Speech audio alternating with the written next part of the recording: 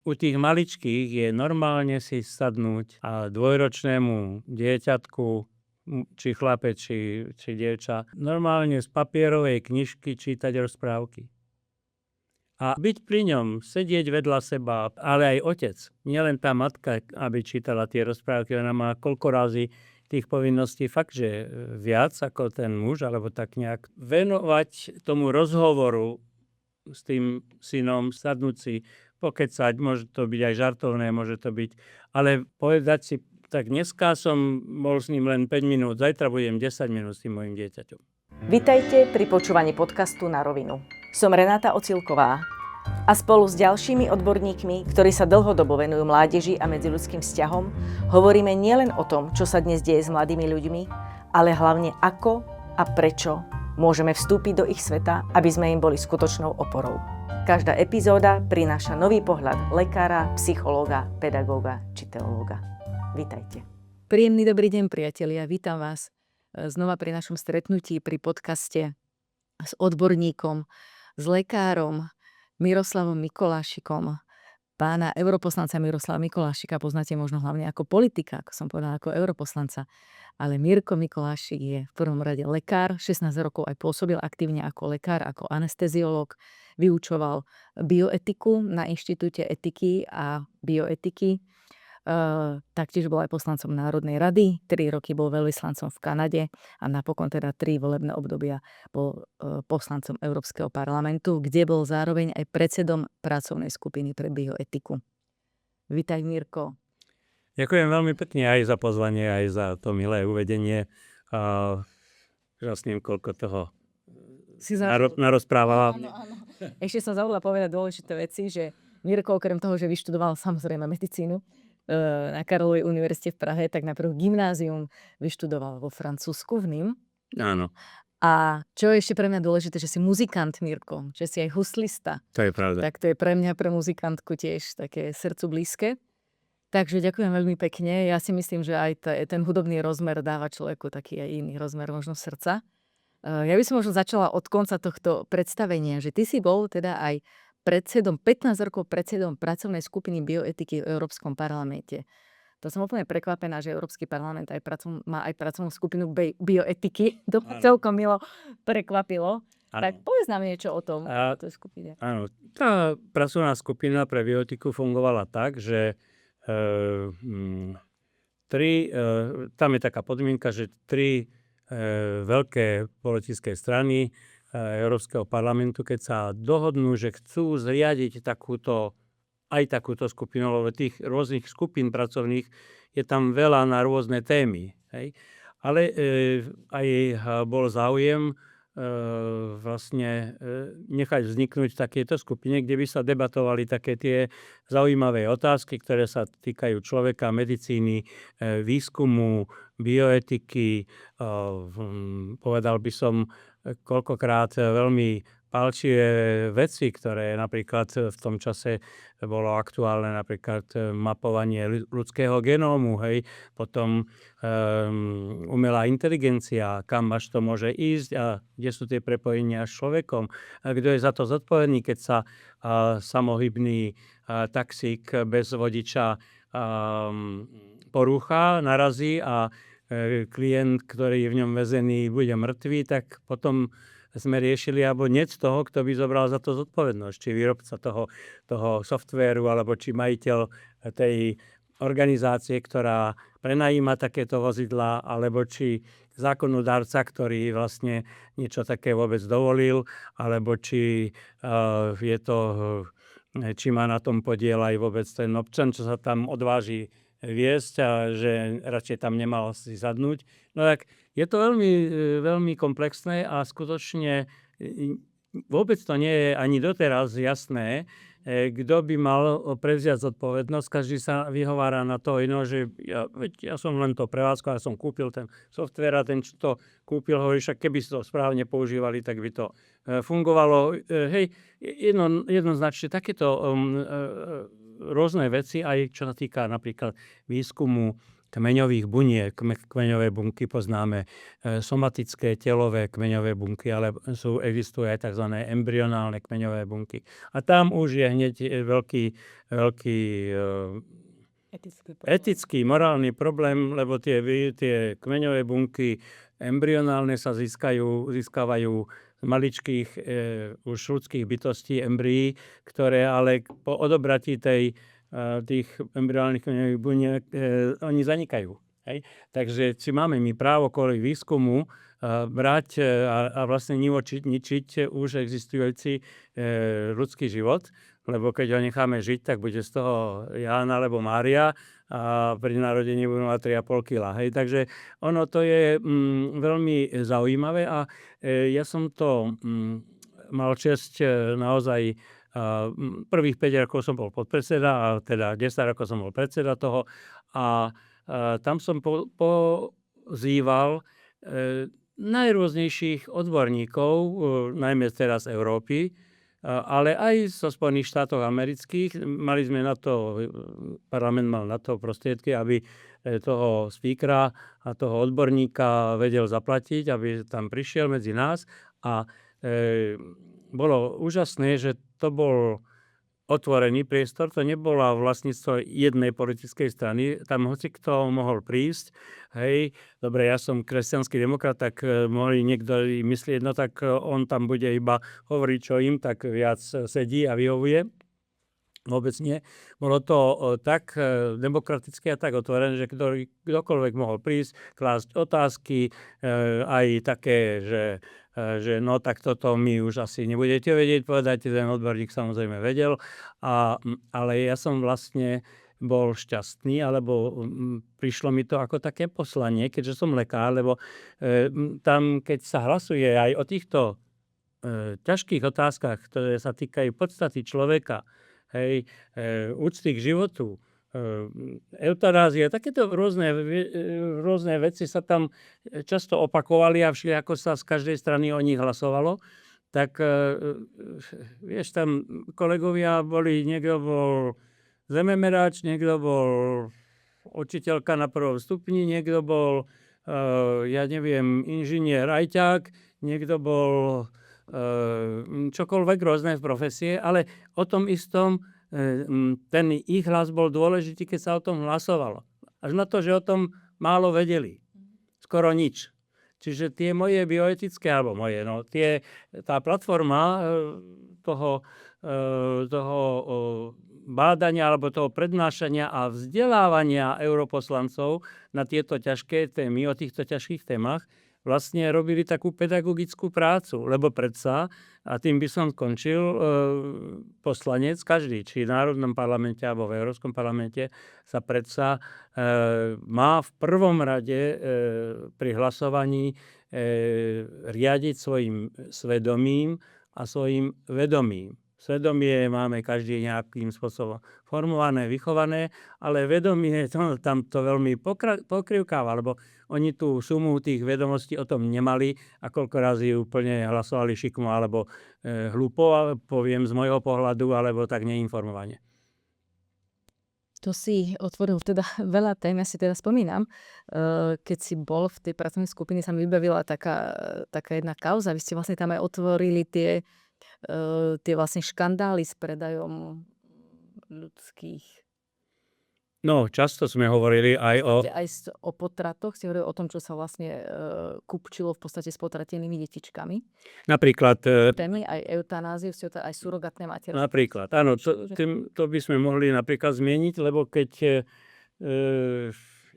nejakí boháči, poviem, z Nemecka alebo ja neviem, Francúzska alebo z Austrálie, to je jedno, si za peniaze vlastne zneužijú telo nejakej ženy, oni si to kúpia doslova, tú ženu, že tuto mne sa nechce, povie tá dáma, ja teda nebudem sama 9 mesiacov nosiť dieťa, to je obťažné, hej, a ja si to nechám vynosiť. Tak ona je zakúpená, tá dáma, hej, a teraz on sa doslova pomaly nesmie pohnúť tých 9 mesiacov, aby to bolo perfektný ako produkt.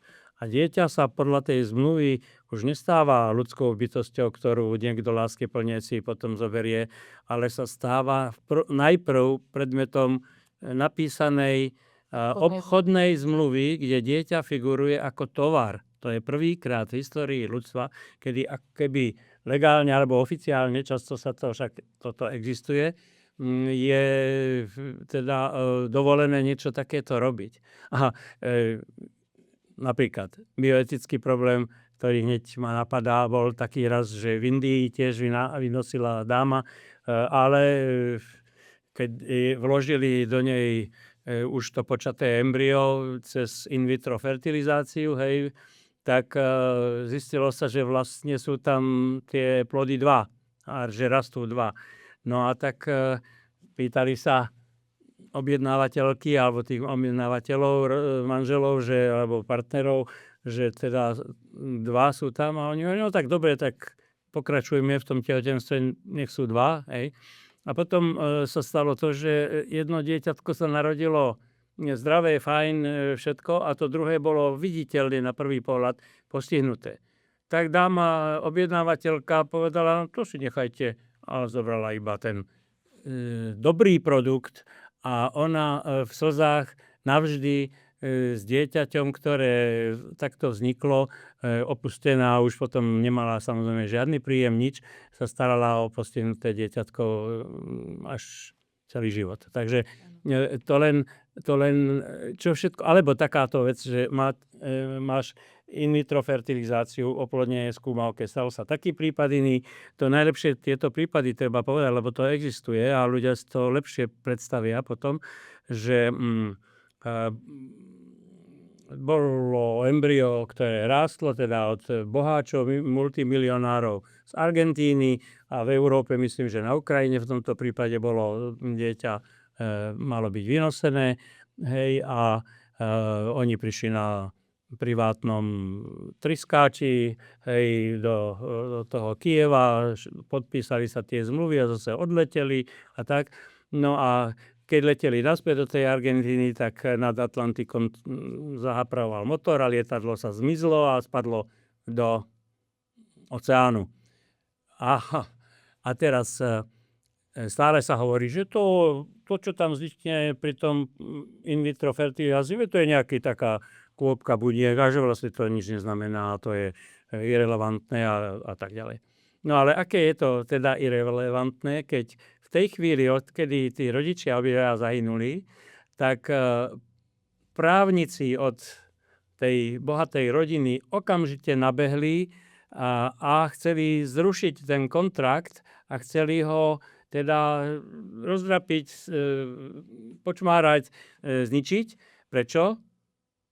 Lebo to bábätko u tej Ukrajinky, ktoré ona nosila, je dedičom tých miliónov v tej Argentíne zrazu. A ako môže byť kôpka buniek dedičom? No asi preto, že to je ľudský život, a ktorého postupne ten ľudský život narastie a teda už je od počatia tým ľudským životom. Takže na jednej strane sa to tak akože na ľahkú váhu sa vyjadrujeme ako keby nič, ale keď príde na záujmy finančné a materiálne, zrazu je to dedič.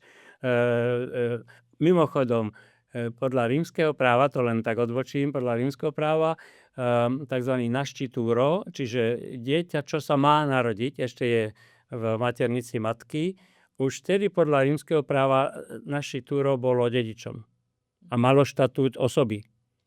Hej? To je aj u nás, No. to ja viem, takže áno, no, je to tak. Dobre, Mirko, tak vlastne nadviažem na to a premostím do tej našej témy. Chcela by som s tebou hovoriť ako s lekárom, ale ako s politikom. Hlavne dnes na tému tie krásnej rozdielnosti medzi mužom a ženou. A práve sme teraz pri tom období prenatálneho vývoja. Tak vlastne vedecké poznatky hovoria, že sme rozdielni už aj v období prenatálneho vývinu, že vlastne už aj vtedy sa správame inač ako dievčatá a chlapci, ako muži a ženy. Pretože teda pohlavie je geneticky zadefinované, o našom pohlaví sa vlastne rozhodne v okamihu počatia.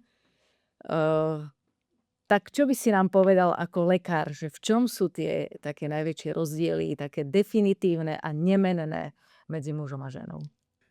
Vieme, že náš mozog sa skladá z dvoch pologúl, dvoch hemisfér, ktoré teda aj u muža a ženy, každý máme ľavú a pravú hemisféru. A teraz my vieme, že v tej jednej pologuli mozgu, tej jednej hemisfére, sídli, a či u mužov, či u žien, sídli viac takéto racionálne správanie, uvažovanie, taký ten výpočet, kalkul, taký ten kockatý, algebraický, geometrický, aký chceš proste princíp, kde, alebo ajťácky, ak chceme povedať, môžeme aj toto modernou rečou povedať, tam je sídlo v jednej pologuli. A v druhej pologuli tej istej osoby sídli zase, alebo tá je špecializovaná na city, nehu, na empatiu, na takéto porozumenie bez slov, také tie veci, ktoré by sme, ktoré sú veľmi potrebné pre to, aby tá ľudská bytosť bola vyvážená, aby nebola len kockato, chladno uvažujúca a neviem šmahom ruky vo vojne zabíjať, lebo používa len tú jednu hemisféru, ale tá druhá je o citoch, o nežnosti, o láske, o empatii a o tých všetkých krásnych kategóriách, ktoré by sme si vedeli rôznymi prídavnými menami nazvať. A teraz vlastne musel som to povedať, aby som naznačil, že kde je tá rozdielnosť. Aj muži, aj ženy majú tieto dve hemisféry a oni sú navzájom prepojené. Ľavá hemisféra informuje tú pravú a že čo robím a vieš, toto ja teraz takto uvažujem, ale ty si môžeš z toho, informujem ťa, ty to svojím spôsobom spracuješ a zase naspäť tá nežná, tá láskavá, tá citová časť mozgu informuje tú kockatú, tú racionálnu časť mozgu, že ja to takto spracovávam, pozri sa takto. A teraz. A to je to nádherné úplne. Dokonca až by som povedal, že je to vtipné, že sme postavení tak, keď si zoberieme na reze ľudský mozog, porovnávame ženský a mužský mozog. A to prepojenie, čo som spomínal, to sú tzv. Nervové dráhy. Môžeme si to pripodobniť tenkým drôtikom, ktorý ide z hemisféry ľavej do hemisféry pravej, do niektorého z tých centier. Tam je tých centier X a tu je tiež rôznych tých mozgových centier, ktoré sú na všeličo špecializované. Ale je to normálne fyzický drôtik, to sa dá ako pripodobniť. Tadiaľ ide tá informácia ako to nie je imaginárne prepojenie, to je skutočné prepojenie nervovou štruktúrou. Ako nitka, alebo ako drôtik. No a teraz je milé, ale ja to považujem nie len ja, za úplne jasné a to sa dá zmerať a zvážiť. To prepojenie medzi ľavou a pravou hemisférou u žien, a celkové sa to volá corpus callosum, táto štruktúra, kadiaľ idú tie dráhy, to corpus callosum u žien je takto hrubé. Vysoké, veľké, tých dráh je tam nesmierne veľa. A u mužov je, ako poviem to tak žartovne, trapne tenké. Málo. Čiže počet tých drôtikov a tých prepojení, ktoré tak komplexne sa navzájom informujú, je u mužov výrazne menší. Z toho vyplýva, že ženy sú také úplnejšie, také komplexnejšie, také ako keby celistvejšie bytosti oproti mužom, ale vďaka našej tej stavbe toho mozgu zase my sme rozhodní, my vieme prijať rozhodnutie, my vieme za tým ísť a koľkokrát sa aj pomýlíme, pravdaže, ale tá rozhodnosť je či už v párovom spolunažívaní, alebo ja neviem, v živote nejakej národa, treba sa raz rozhodnúť a urobiť niečo. A nie, tak by som povedal, trošku prešlapovať a tak na mieste všetko možné zvažovať a nakoniec možno aj neurobiť to rozhodnutie vôbec. Áno, to si pekne povedal. To rozhodnutie možno aj dnešným mladým častokrát možno aj chýba, možno aj odkladajú viac než dnes to rozhodnutie mladí. Ešte nadviažem na to, ako si povedal tu o tej rozdielnej štruktúre mozgu. Čiže mohli by sme povedať, že vlastne muži majú také oddelené spracovanie informácií, ženy viac prepájajú. Tak ty ako aj skúsený životom, aj ako manžel, otec, starý otec, ako to vnímaš v tom našom partnerskom spolunažívaní muža a ženy? Že čo je na tom dôležité, alebo pekné, alebo že máme také rozdielnú štruktúru mozgu? Áno. Preto vrátim sa k tomu, čo je napísané kdesi v písme, hej, že muž a žena sú úplní, až keď sú jedno. Čiže ako, nechcem tú teológiu ťahať veľmi, hovoríme teraz vedecky, a teda biologicky a lekársky, ale v tom je povedané, v tom texte o mužovi a žene v tých svadobných textoch, je to tam vyjadrené, sa to vždy cituje, že vlastne čo ten chlapec nemá, má tá žena. Ona to má. A čo ona nemá, on to prináša do toho vzťahu. A keď sa takto stanú ako mluvou alebo rečou písma, stanú sa jedným telom a jednou dušou, tak sa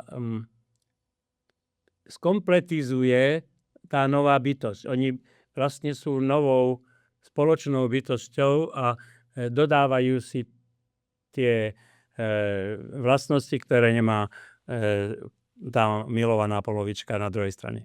Krásne si, Mirko, povedal o tom doplňaní sa. Tak premostila by som do tej ťažšej časti. Vlastne, kedy hovoríme o tom krásnom doplňaní sa muži a ženy, povedal si to krásne z biologického, medicínskeho pohľadu, ale v podstate aj z toho ľudského. Trošku až romanticky mi to znelo, aké je to nádherné, že sa doplňame a naozaj Boh vie ďaká za to. Ale dnes sú teda také trendy, žiaľ v politike, a teraz sa na teba obraciam ako na politika, že jednak začal veľmi silný zápas za rovnosť žien a mužov, čo ja samozrejme som za to, aby ženy boli rovnocenne, rovnoprávne ohodnotené, čo si na začiatku spomenul, pretože máme rovnakú dôstojnosť, rovnakú hodnotu. Samozrejme. Aj rovnakú kvalitu napríklad na tom pracovnom mieste, vzdelanie je také isté. Áno, ale žiaľ, teda posúva sa to dnes v politike ešte ďalej, ako by sme zašli až za tú hranicu rovnosti žien a mužov, a to do takej miery, že sa potierajú tie rozdiely medzi mužom a ženou. Čo hovoríš na tie trendy? Teraz najnovšie vlastne vyšla taká tá stratégia Európskej komisie ktorá teda o právach, myslím, že LGBTI ľudí, má taký nejaký názov, ale zahrňa tam aj takú stratégiu, ako že krajiny by si mali zaviesť zákon o sebaurčení bez ohľadu na vek. Čiže to znamená, že človek by sa mal rozhodnúť o svojom pohlaví, čo je vlastne nemožné. Ale čo hovoríš teda o týchto trendoch? Jednak sú to trendy aj z OSN, ale žiaľ aj z Európskej únie, z Európskej komisie. Áno, toto, čo teda si nadhodila, má trošku hĺbšie korene a musíme sa k tomu trošku vrátiť, aby sme to v takej pravde aj zahliadli. Totižto najmä tomu až do 60. rokov 20. storočia také tie koncepty, ako že rodina to je muž a žena, v tej rodine je dieťa a to je dobre, to hovorilo aj OSN. Dokonca zaviedlo, myslím, že prvýkrát dokonca až trošku neskôr, dokonca myslím 1974, Medzinárodný deň rodiny a Medzinárodný deň dieťaťa, vrátane tých, by som povedal, vykonávacích textov, ktoré hovorili tým pádom o právach, že treba chrániť rodinu, že treba, a mali na mysli muža a ženu, a že treba chrániť dieťa, ktoré je teda citlivejšie, zraniteľnejšie, je aj charta práv dieťaťa, OSN a tak ďalej. No ale zrazu sa toto o tom prestalo postupne hovoriť a, mm, a začalo, alebo takým klínom do tohto uvažovania je taká snaha v 60. rokoch rozšíriť najprv masívne, a to sa stalo práve v 60. rokoch, aj tak 68. rok na západe, ja neviem, festival Woodstock, a kde všetci počúvali rockovú muziku a každý s každým tam mal pohlavný styk a všetci boli zdrogovaní. A to bolo akože že oslobodenie tých mladých ľudí, bralo sa to ako čosi, že príkladné, že to je fajn, hej, a tak ďalej. A teda všetci kto mohli a kto teda samozrejme hneď sa masívne používala hormonálna antikoncepcia. A tam došlo rozpojeniu medzi manželským pohlavným stykom alebo pohlavným stykom muža a ženy v rodine, kde je to láskyplné objatie a kde dieťa, ak sa počne, má ochranu, má to ako toto je muž, toto je žena a toto je tá strecha. To dieťa, čo sa tam počne a rastie, má ochranu, neprší tam. Hej?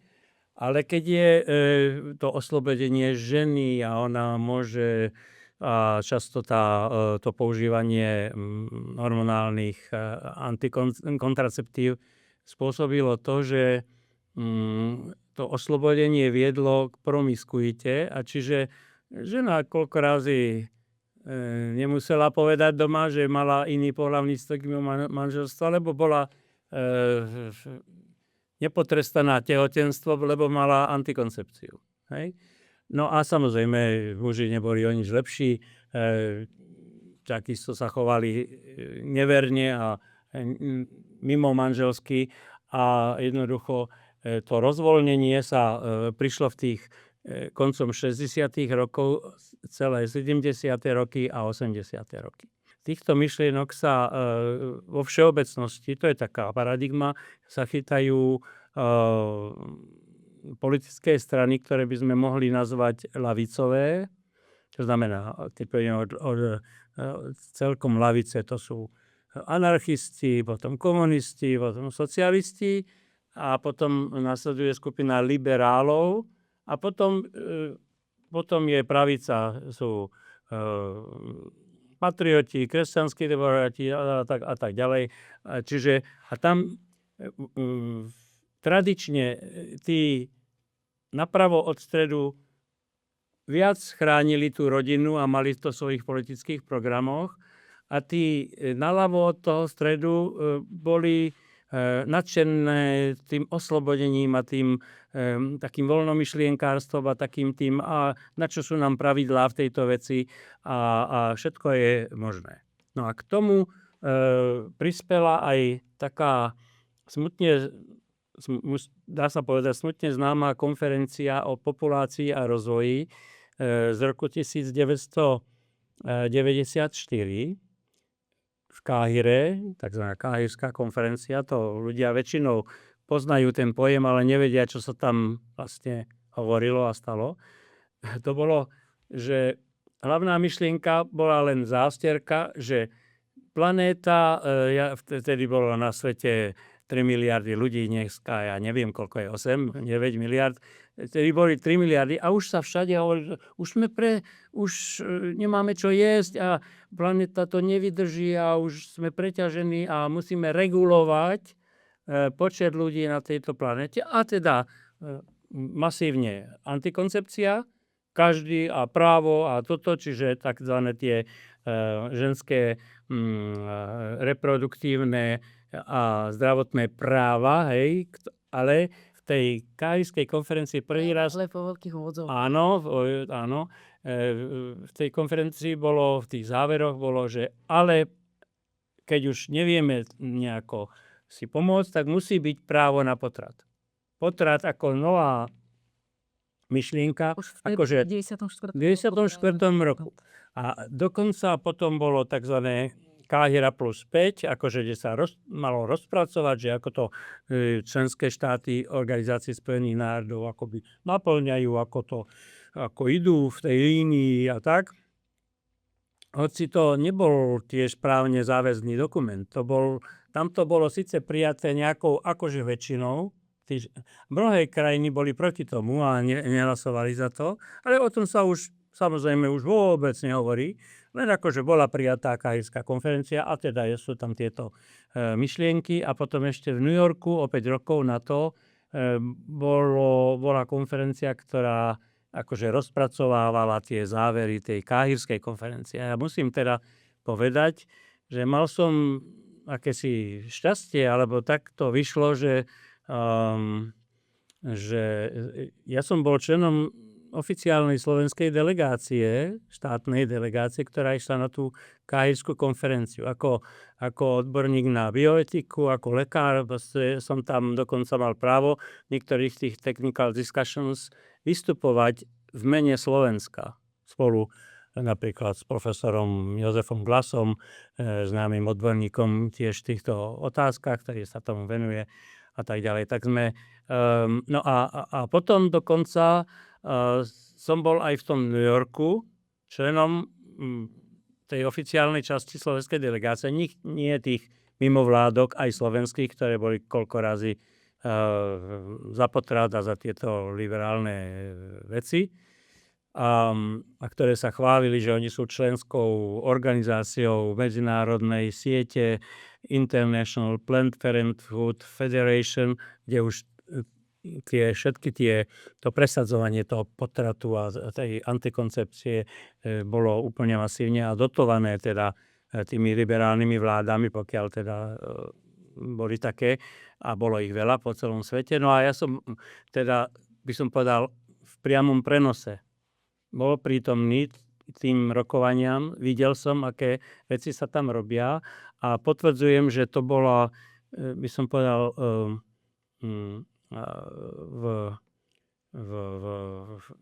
destilovanej forme politika ľavicová, lebo bola presadzovaná vtedy americkou administratívou, ktorá bola na čele s prezidentom Clintonom a jeho manželkou, ktorá vykrikovala na tej pekingskej konferencii, na ktorej som tiež bol, o ženách. Ženské práva sú ľudské práva, mala na mysli, že potrat je ľudské právo a to by sme sa pozerali a tak ďalej. Takže táto dvojka, pán Clinton a pani Clintonová, demokrati, čiže po slovensky povedané ľavica americká. Tak ako v nedávnej minulosti pán Biden, to je ľavica. Pán Obama, to je ľavica. Hej? Tak oni presadzujú tieto veci a ako náhle sú pri moci, tak všetky tie federálne zákony s tým vždy začínajú, pokiaľ im tam niečo prekáža, hneď to menia a hneď to ide takým tým liberálno-ľavicovým smerom. Podcast Na rovinu vznikol vďaka štedrým darcom nadácie Fides et Ratio. Ďakujeme. Ak chcete podporiť ďalšie vydania alebo podobné projekty, neváhajte tak urobiť na nfr.sk. Prejdem od toho, čo si spomenul, jednak tá populačná politika, radikálny feminizmus, že vlastne, a to, čo sa už dneska deje, jednak nielen na pôde OSN, ale aj na pôde Európskej únie, že to má dopad na naše životy. A žiaľ teda ja sa stretávam s tým, že táto politika sa pretavuje naozaj do spoločenského a mediálneho mainstreamu a má to dopad na životy našich detí.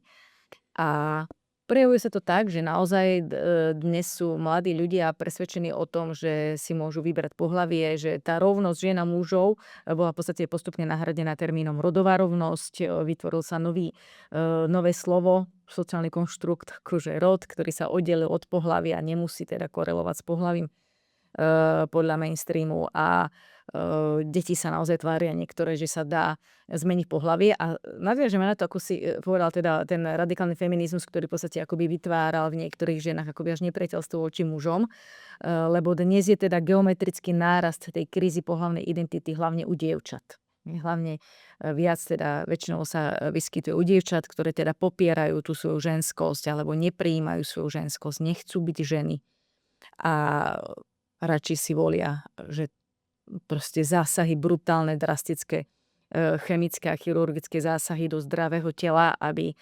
pripomínali muža. Čo si myslíš, kam to až povedie? Lebo v podstate niektoré západné krajiny, ako napríklad aj niektoré americké už krajiny, rovnako niektoré západné ako Anglicko, Švédsko, Holandsko, Fínsko. Už brzdia. Áno, už prehodnocujú svoju zdravotníckú politiku, lebo vidia, že proste majú problém. Že vlastne tou afirmatívnou starostlivosťou, ktorú robili, že majú problém. Trošku vysvetlím, čo je to afirmatívna starostlivosť. Je to vlastne z angličtiny slovo affirmation, potvrdenie. To znamená, že keď to poviem veľmi proste v hyperbole, zjednodušenie, to znamená, že keď príde mladý človek za lekárom a povie, že, alebo psychológom a povie, že sa necíti dobre vo svojom tele, že by chcel byť iného pohlavia, tak ten lekár namiesto toho, aby mu vysvetlil, že to nie je možné, že proste biologická realita je a genetická je raz a navždy daná v okamihu počatia, že potrebujeme tomu človeku pomôcť s tými pocitmi, s tým prežívaním, pátrať po príčine tej krízy a naozaj zladiť tie pocity s tou biologickou realitou, tak namiesto toho ten lekár alebo psychológ ho potvrdzuje v tých pocitoch. Hej. A to je teda tá afirmatívna terapia. No a tí psychiatri, psychológovia zistujú teda, že majú naozaj problém s touto terapiou a už, ako hovoríš, brzdia. Vo Veľkej Británii dokonca zakázali už blokátory puberty po rokoch, minulého roku. Takže čo myslíš, kam až zajde Európska únia? Dokonca by som povedala, že skúsme sa na to možno pozrieť trošku historicky, že kam až zašla Rímska ríša a ako skončila. No, v mojich očiach aj v očiach, by som povedal, takých triezvo uvažujúcich biológov, genetikov, lekárov je, ako si spomenula, to pohlavie dané raz a navždy tým genetickým základom, ale aj tými hormónmi, ktoré sa v nadväznosti na ten genetický základ tvoria. No a teraz, keď niekto, povedal by som, aj tu trošku odzadu poviem, keď nejaký 13-ročný jedinec povie, ja chcem byť mužom, hej, tak čo je absurdné, teda dievča, hej, dievča, keď povie, však, tak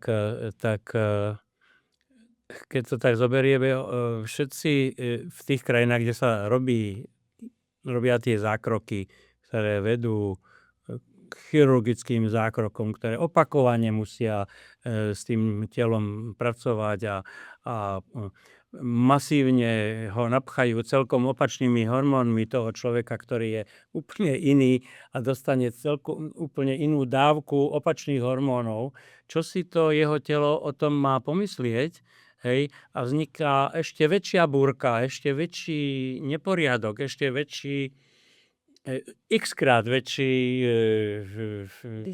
disbalans, škoda až, hej. A teraz trošku politicky zadriem do toho a my všetci to platíme. Ako ja, alebo ty, z našich daní prečo by sme mali financovať úkony, ktoré ten človek si to zmyslí, že to chce zmeniť, to postové pohlavie, no tak ako prepáč, nech si to zaplatí teda. Prečo ja by som to mal jemu platiť, keď si navyše hlboko nesúhlasím? Hej. To je skutočne, lebo my robíme zbierky na onkologických pacientov a toto sa platí zo zdravotníctva. Ale nech robíme výskum o alergiách, nech robíme o rare diseases, o takzvaných zriedkavých ochoreniach a tam treba veľa peňazí, aby sme aj jednotlivým pacientom mohli dať lieky, by som povedal, na mieru šité. Sú niektoré ochorenia, ktorých je na svete len 300 kusov, ale oni majú tiež právo na našu pomoc a na ten výskum tým smerom a to by som s chuťou podporil, hej, alebo keby som mohol adresne tie moje dane povedať, nie tuto, ale tuto nech idú. Lenže oni idú do nejakého veľkého kotla a odtiaľ niekto berie peniaze na tieto úkony. A ja by som poukázal na takú tú až absurdnosť tejto situácie, by som povedal takým príkladom, dvomi príkladmi a oni vlastne spolu súvisia. Vieme, že na západe niektoré krajiny, Belgicko, Holandsko, Švajčiarsko, hej, najmä tieto, hej, majú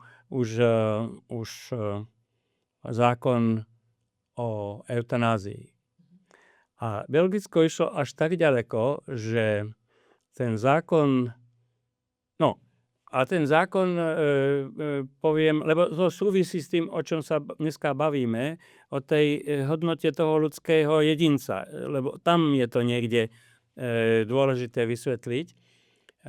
Ten zákon je, ten holandský aj belgický, pôvodne napísaný tak, že musíme byť zovievaví tým zomierajúcim a je to len pre ľudí v terminálnom štádiu rakovinového ochorenia, ktoré majú nestíšiteľné bolesti. Tak títo teda budú spadať alebo sa kvalifikovať pod tento zákon. Prax ukázala o 5, 7, 10 rokov sa ukázalo, že sa to používa bezbreho a voči komukoľvek. V Holandsku je skupina, to sú štatistiky, to je všetko zmerané, zvážené, sú mnohé skupiny, napríklad v Holandsku začali s tým, ale sa to rozšírilo aj do tých iných krajín, kde tá eutanázia už je, že ja som odsúdený na 25 rokov života, života vo väznici. Tvrdé, áno, nejaký človek niečo zlé urobil a dostal 25 rokov. Oprávnene, on bol teda vinný. Hej. A odsedel si napríklad 5 rokov a teraz vidí, tam v tej väznici to je hrozné a tam musím aj pracovať a tu má aj nejaké ústrky a každý na mňa kričí a tak. A ja to kašlem, ja si požiadam o eutanáziu. Ja tu nebudem, však čo, veď by som to ani nedožil tých 25 rokov a už teraz mám, 50 a o 25 rokov budem mať 75. Ja si požiadam. No a zaujímavé, že oni mu to urobia. A kde je tam terminálne štádium rakovinovej choroby? A kde je tam neslyšiteľná fyzická bolesť, telesná bolesť? A ešte k tej telesnej bolesti. V tom krásnom predstavení mojej osoby si spomenula, že som aj anesteziológ. Anesteziológ okrem iného, že sa stará intenzívne o tých veľmi ťažkých komplikovaných pacientov, musí vedieť všetko o tíšení bolesti. A ja tu prehlasujem, že nie je takej bolesti, ktorá by sa nedala dnešnými modernými liekmi utíšiť na znesiteľnú úroveň. Čiže tento argument odpadá. Nie je takej nestíšiteľnej bolesti, pre ktorú by sme museli zavádzať eutanáziu. Hej.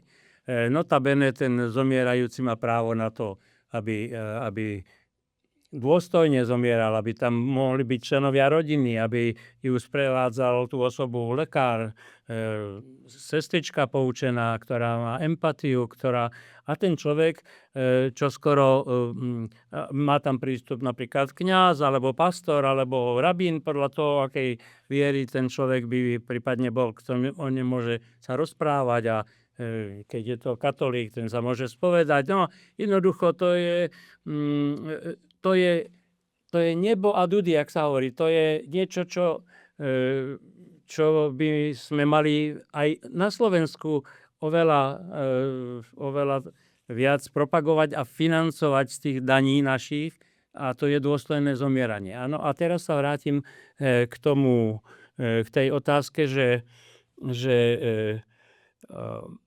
ako sme hovorili o tom rozlepení manželstva, že ženy majú viac antikoncepcie, muži sú tiež nezodpovední a zahýbajú, sú neverní a tak ďalej. A rozpadajú sa manželstva. Čiže čo sa stane? Potom sa stane to, že to dieťa v tom manželstve nemá vzor otca a nemá vzor matky, treba každý deň pri večeri. Tam je treba len jeden rodič, buď napríklad otcovi prisúdia to dieťa. Vo väčšine matke prisúdia to dieťa. Hej, akože sa vie ako matka možno lepšie starať, alebo a potom je nejaká možno delená starostlivosť, ale to už je vedľajšie. Ale jednoducho, ako som predtým ukazoval, že je muž a že je žena a že je to manželstvo, verné manželstvo vytvára strechu a ochranu, protection tomu dieťaťu v takom vzťahu, tak tu zrazu prší. Tu prší, aj tu prší. No, ale dobre, ale to dieťa nemá tie vzory a vo francúzštine napríklad je, keď nemá taká slovná hračka, že keď nemá vzor otca, chlapec alebo aj dievča, vieme, že vzťah dcéra, otec je špeciálny, veľmi cenný, ale samozrejme aj vzťah zase otec a syn, tam je zase iný rozmer, tiež je to veľmi dôležité. Ale niekedy ten otec tam nie je. Ani pre to dievča, ani pre tú dcéru. Tak oni sú takí stratení v tom priestore. Je tam len matka, ona sa snaží. Ona robí všetko preto, ale ona nemôže byť aj otec, aj mama. Tá jedna osoba, tá mamička. Hej? Nemôže byť, nedá sa to. No a v tej francúzštine je taký, že to dieťa dospievajúce je bez takých oporných bodov a tomu sa povie po francúzsky repère. Tie oporné body, ktorých sa môžeme pevne chytiť. A tá veta je, že la famille sans père et sans repère.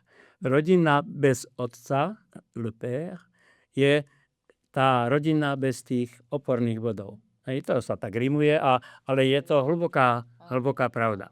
No a teraz poviem, a možno s tým by sme mohli trošku aj vykresliť tú drámu toho. Ja poznám, však pôsobil som aj v tej Kanade a sledujem aj nedávne pôsobenie. Niekoľko období tam bola liberálna vláda mladého Trudeaua, syna toho Pierre Elliott Trudeaua, ktorý kedysi bol premiérom, potom boli medzi tým iné vlády a teraz bol ten Trudeau syn, liberál, lavičiar a tam sa tak upravili tie zákony okolo rodiny, okolo tých práv všelijakých, okolo tých tranzícií, takým spôsobom, že toto, čo teraz poviem, je skutočný prípad a to samozrejme nie je jediný prípad, to sú stovky, tisíce takých prípadov dneska už, kde dcérka prišla taká špatná nejaká, nebolo s ňou reč a tak a rodičia, že čo ti je a tak a ona nechcela povedať a tak a potom zrazu jej z nej vyliezlo, že oni majú takú poradkyňu, psychologicko-sexuálnu poradkyňu v ich škole a že ona sa s ňou rozprávala a čo ti povedala? No, že jednoducho ja vám oznamujem, že ja idem zmeniť teda pohlavie a ja sa necítim byť dievčaťom vlastne a tak. A tí rodičia boli úplne zaskočení, dovtedy ona nič také nesignalizovalo. Bolo to trošku ako hrom z čistého neba, blesk z čistého neba.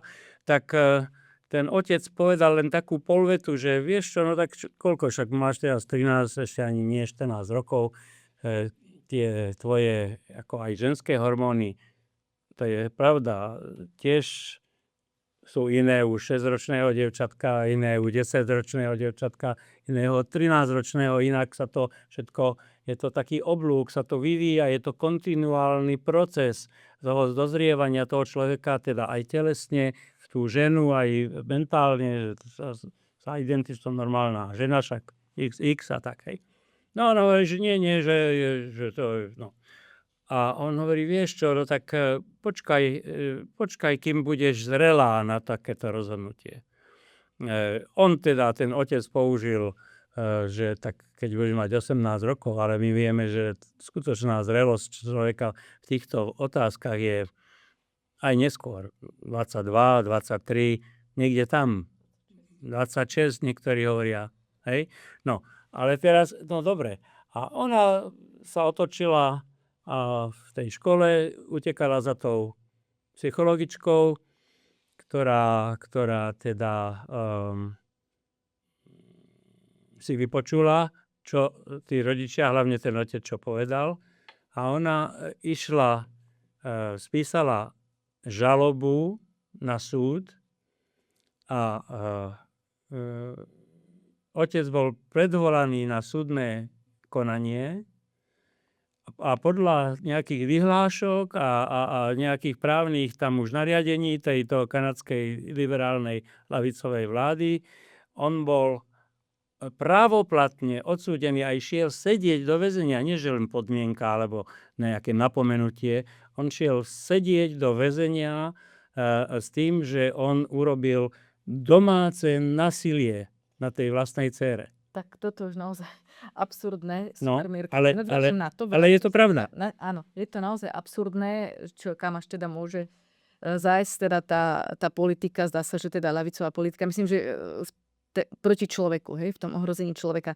Ešte sa vrátim k tej morálnej dileme alebo etickej dileme eutanázie, aby som to teda prepojila s tou našou témou, že to je vlastne takým dôkazom, že ak prekročíme hranicu nejakého etického problému, kam sme nemali teda, ktorú sme nemali prekročiť, ako napríklad eutanázia, že je prípustná iba, neviem, v extrémnych prípadoch pri nesýčiteľných bolestiach, terminálnom štádiu a tak ďalej, tak sa nám to je vždycky riziko, že sa nám to vymkne z rúk. Hej, tak ako sa nám vymkla z rúk tá eutanázia, že túto hranicu sme nikdy nemali prekročiť, lebo človek není pánom života. A rovnako je to vlastne pri tej tranzícii. Že keď sa to pripustilo, že existujú nejakí tzv. Primárni transsexuáli, čo je samozrejme nezmysel, hej, tak že je možná tranzícia, tak vlastne sa nám to vymklo z rúk a my mrzačíme zdravé deti. Hej. Tak ako si povedala, ako som sa doplnila, že 26, no ide o to, že ten celkový vývin mozgu končí až teda po dovršení toho 25. roku. Čiže naozaj je potrebné podržať tých mladých, aby počkali, kým dozrejú vo tejto oblasti, ak prežívajú krízu identity. Samozrejme, nemusí sa to týkať každého. Máme ľudí, ktorí sú schopní vstúpiť do manželstva 22 ročných, a to sa nejako nevylučuje, ale ak naozaj človek pod vplyvom rôznych okolností, možno prekonaných traum alebo súhra viacerých faktorov prekonáva teda krízu, tak treba počkať naozaj, kým je zrelý, ako odporúčal ten kanadský otecko, za čo teda je neskutočné, že bol pravoplatne odsúdený. Čiže náš čas sa vlastne chýli ku koncu, tak opýtala by som sa ťa na záver, ako si vlastne spomenul toho otecka, ktorom sa stala taká vec. Ty si aj otec, aj starý otec a rozumieš aj tým turbulenciám v období dospievania. Naozaj mladí ľudia môžu prechádzať aj rôznymi pochybnostiami, aj krízov a tak. Čo by si odporúčil rodičom, ako by mali teda komunikovať so svojimi dospievajúcimi deťmi, aby boli možno odolnejší voči tým politickým tlakom alebo mainstreamom? No, v prvom rade by rodičia sami mali sa snažiť o svoju vlastnú solidnú vedomosť o týchto otázkach. Čiže aj tí rodičia sami by mali pracovať na sebe, aby to nenechali akože škola, nech to vyriešia, tam majú biológiu a nejakú sexuálnu výchovu. A tam, keď do rúk zoberie toto dievčatko alebo toho synčeka nejaká šipnutá pani učiteľka, ktorá je priaznivo pozerá na tieto veci, tak nám ho pokazí to dieťa, keď to len jej necháme. Mimochodom, tam je ešte taká vec, že rodičia majú nezadateľné právo kontrolovať, aké programy, obzvlášť v oblasti sexuálnej výchovy, tá škola dovoluje učiť v tej škole. Pani riaditeľka, ten nejaké to vedenie tej školy, aby tam nepúšťalo všelijaké mimovládne organizácie, ktorých cieľom je toto docieliť. Alebo meniť to vnímanie a premýšľanie o týchto veciach. No, to je prvá vec. Druhá vec je, ako otec 4 detí a teda aj starý otec 9, tak musím povedať, že je základná vec je tráviť čas so svojimi deťmi. Nájsť si čas na deti. U tých maličkých je normálne si sadnúť a dvojročnému dieťatku, či chlape, či dievča, normálne z papierovej knižky čítať rozprávky. A byť pri ňom, sedieť vedľa seba, prípadne sa držať za ruku a čítať tú rozprávku, kde mimochodom, a to je dobré, dobro víťazí nad zlom. Hej. To sa do tej dušičky, do toho srdiečka toho dieťaťa, to jeho rastu nezmazateľne vpíše. Dokonca psychológovia hovoria, že tie prvé 3 roky po pôrode dieťatka od 0 do 3 rokov, že sú úplne rozhodujúce z hľadiska citovej robustnosti neskôr toho človeka, že bude on sám nadväzovať zdravé, láskyplné vzťahy k opačnému pohlaviu. To sa vraj tvorí v tých prvých 3 rokoch. Čiže je dobré, keď napríklad rodičia, ale aj otec, nielen tá matka, aby čítala tie rozprávky, ona má koľko razy tých povinností fakt, že viac ako ten muž, alebo tak nejak to objektívne môžeme konštatovať. Tak ale ten tatko, ten otec si musí dať záležať na tom, aby aj v tomto vykrýval tú pomoc, alebo aby teda mu záležalo na tej fyzickej prítomnosti s tou dcérkou alebo s tým synčekom. Čiže rozprávky. Potom obyčajné spoločenské hry. Hrať sa karty, hej, spoločenské, hej, také, že ja neviem, Trumf Sandma, ja som vyhral. A pritom sa zažije veľa švandy, veľa takého spoločenstva, takého až parťáctva, hej, s tými rodičmi. Hej, to je strašne dôležité. Čiže čítať knihy, nie že pustiť, prosím vás. Teraz v týchto dňoch správne podľa mňa, alebo už zo súfalstva, Austrália ide zakázať používanie smartfónov v školách do 16 rokov. Áno, už je ten trend aj v Európskej komisii, dokonca na Slovensku. Áno, to znamená, že to asi, lebo je to škodlivé. Tie deti žijú vo virtuálnom svete.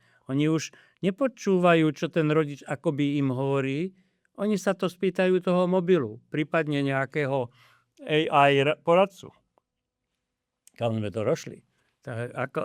Je tá rodina v tom, hej?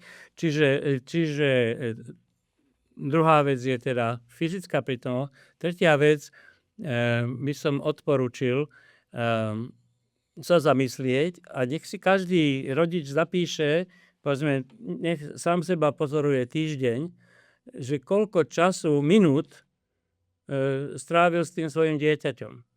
A nie, že a koľko razy mu vidie, že 3 minúty? A akože to je to také v angličtine, to je, že sa spýta WhatsApp, not much, hej, čo nového, no nič také. A sú porozprávaní, to nie je ani pol minúta. Hej, že to je venovať tomu rozhovoru s tým synom, sadnúť si, pokecať, môže to byť aj žartovné, môže to byť, ale povedať si, tak dneska som bol s ním len 5 minút, zajtra budem 10 minút s tým mojim dieťaťom. Ale s každým, hej, keď máme viac, musíme mať väčšie úsilie, keď je to nie len jedináčik. Hej. A to je tretia vec. Tráviť viac času rozhovorom, očným kontaktom, prečo aj nie dotykom, pohľadením hlavy, hovoria psychológovia, že to má cenu zlata, keď niekoho pohľadíte po hlave a ho pochválite. Je veľmi strašné, keď rodič povie synovi, no z teba nikdy nič nebude. Ako keď mu povie, vieš čo, skoro si to mal, poď, pozrieme sa na to a už to budeš vedieť. A ty to dokážeš, povzbudiť ho. Nie ho zadúpať nejakým hanlivým alebo nejakým takým chladným, až teda, že s tebou to fakt už sa nedá vôbec, ty si stratený prípad. No to je zločin, to niečo také vypustiť voči vlastnému dieťaťu. A to sa týka aj matky, hej, matka a dcéra, alebo matka a syn a tak. Čo je tretia vec. A štvrtá vec je, pokiaľ je to vôbec možné, máme rôzne zamestnania, v rôznych časoch sa vraciame z práce alebo tak, ale väčšinou by sa, domnievam sa, v väčšine prípadov, väčšine rodín by sa dalo, hoci aj deti majú nejaké krúžky a niekedy sa vracajú v iných časoch a tak, ale aspoň si sadnúť k jednému jedlu okolo stola naraz. Pestovať kultúru, že toto je naša rodinná večera. My teraz večeriame. Alebo každý príde k tomu stolu. Nie, že ja teraz nemôžem si prerušiť nejakú videohru. To vôbec nie, hej, vám odvrkne 15-ročný chalan, hej, alebo dokonca online hry s iným chalanom v inom meste a my to teraz nemôžeme prerušiť, no tak to nie, hej. V žiadnom prípade ten time for family, ten čas pre túto rodinu, nech je, a teraz kým sa zje to prvé a druhé, a niekedy to môže byť aj len suchá večera, čo ja viem, ale je to tých 10-15 minút, možno 20, a tam sa spolu. A tam sa dozvie to dieťa o tom dieťati, čo by sa ináč nedozvedelo. Otec sa spýta, matka, potom ešte mu slúbi, že prejdem si s tebou tú matematiku alebo niečo, čomu si nerozumel. Ale sa to rozpráva pri tej večeri. Hej? A večera ako taká je aj ten akt stravovací, ale je to aj akt lásky. A potom voláme, a možno sme mali celý náš dnešný stretnutie hovoriť o tom, že viac lásky do vzťahov, viac lásky do medziľudských vzťahov v rodinách, viac porozumenia pre naše deti, viac času, s láskou im venovať ten čas a možno svoje nejaké koničky trošku okresať v prospech toho vlastného rodinného prostredia. Mirko, predtým než ti dám poslednú otázku, tak poviem ti, že dnes som nahrávala ešte jeden podcast, ktorý bol na úplne inú tému, ale týkal sa tiež teda rodiny a rodinného prostredia a to záverečné posolstvo sme mali v podstate to isté. Mala som zážitok, keď si povedal, naozaj takmer padali identické vety, takže verím, že sú to naozaj proste univerzálne a spoločné hodnoty a posolstvá, ktoré naozaj sa oplatí žiť a investovať do nich. Tak na záver sa ťa opýtam, čo by si odkázal mladým ľuďom v súvislosti s tou našou témou hlavnou, čo by si odkázal mladým ľuďom, čo je najkrajšie na rozdielnosti medzi mužom a ženou? No tak to viem presne. Aby som odkázal, že dajte si tú prácu, aby ste spoznávali to dievča naproti. Ja som chlapec, ak v mojom prípade to dievča, aby si ju spoznal, aby si vnikol do toho, ako sa pozerá, ako čo rozpráva, aký má slovník, či každé tretie slovo nie je nejaká nadávka, alebo naopak, vrátiť sa alebo túto nejako kultivovať, alebo rozprávať sa s takou, kde je to krásno a to zahliadnutie tej krásy v tom opačnom pohlaví, myslím, osobe opačného pohlavia, že ho treba obdivovať, hľadať a zalúbiť si ho. Chlapec je na to rozhodný s tým testosterónom, aby, teraz to poviem tak, že nie všetky sú tie dokonalé misky, tých 110%, ale aby aj tú ako keby 70% dámu pozdvihol a ona bude veľmi rada pri ňom dozrie na tých 120 potrebných, alebo jednoducho, ale dámam by som takisto povedal, aby tak nemávali, nelámali palicu nad tými chlapmi, že on mi aj tak nerozumie. No lebo si mu to nepovedala, čo mu má rozumieť. Však hovor mu to, čo má rozumieť. Alebo čo má mať rád na tebe, hej? A oni, no, keď to sám od seba nevie, ja mu to, čo budem, mu to je zbytočne hovoriť. To vôbec nie je pravda. Tak ako my sa nevieme koľko razy domyslieť, čo ona, po čom túži a čo jej ide hlavou, ani ona to netuší, čo ide nám hlavou. A bolo by dobre, keby tiež obdivovala, čo je na tom chlapcovi dobre. Dobre, možno, že by mohol venovať väčšiu pozornosť účesu alebo nechtom, alebo hej, nejakej takej, ale v podstate to môže byť dobrý chlapík.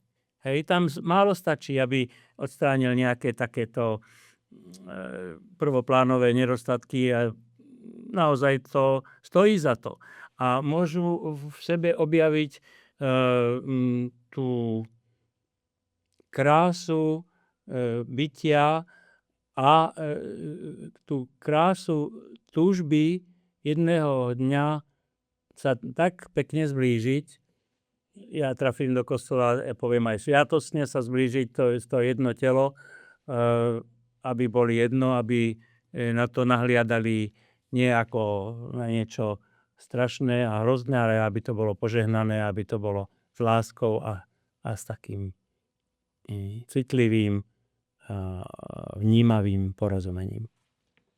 Ďakujem krásne, Mirko. Ďakujem veľmi pekne za ten záver o tom krásnom doplňaní sa v rozdielnosti muža a ženy. Ďakujem aj vám za pozornosť. Dnešným môjim hosťom bol doktor, lekár a politik, bývalý europoslanec Miroslav Mikolášik. Kresťanský demokrat. Kresťanský.